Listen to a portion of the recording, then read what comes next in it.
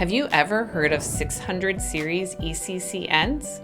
If you're involved in exports, especially in industries like aerospace, electronics, or defense, you've likely come across them. But what are they and why are they important? I'm Kari Crane, editor of Shipping Solutions International Trade Blog Passages. Today I'll break down everything you need to know about 600 series ECCNs and how they impact your export compliance. But before we get started, make sure you subscribe to this channel so you don't miss any of our basics of exporting videos.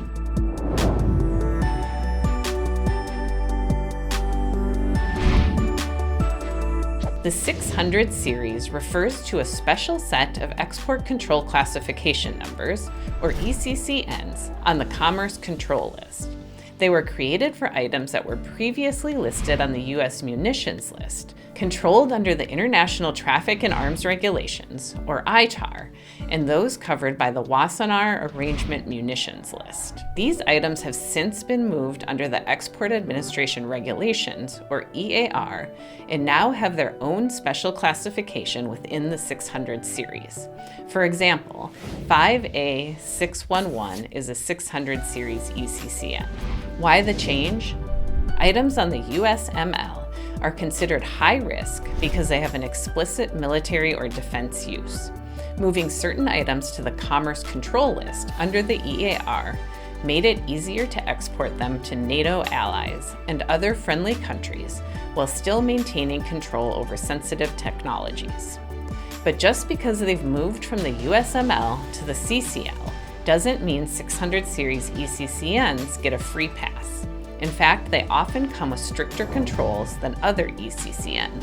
When exporting 600 series items, there are several key compliance requirements you need to be aware of. They are controlled for national security, regional stability, anti-terrorism, and United Nations embargo reasons. All items controlled for NS1 reasons, and most items controlled for RS1 reasons, require that an exporter obtain a license before exporting 600 series items to any country other than Canada. Every export requires an electronic export information, or EEI, filing through the automated export system, regardless of the value or destination. And finally, 600 series items cannot be exported to countries under U.S. arms embargoes. Another important consideration for 600 series ECCNs is deemed exports.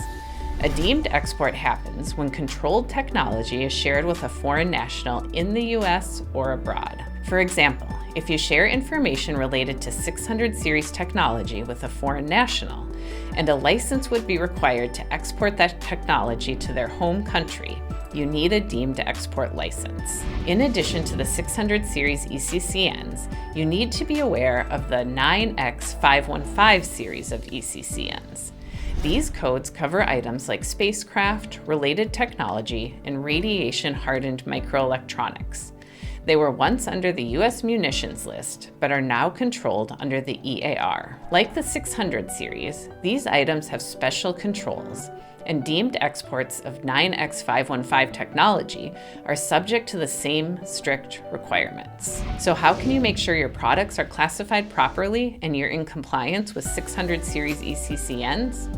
It all starts with reading the regulations for each ECCN related to your products. Tools like Shipping Solutions product classification software can help streamline the process, making it easier to find the right ECCN and ensure you meet your export compliance requirements. You can try it for free. Look for a link below, or watch the video linked here to learn more.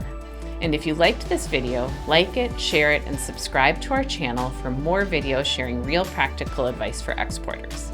You'll also find hundreds of articles about every aspect of exporting and compliance at shippingsolutions.com/blog, linked below.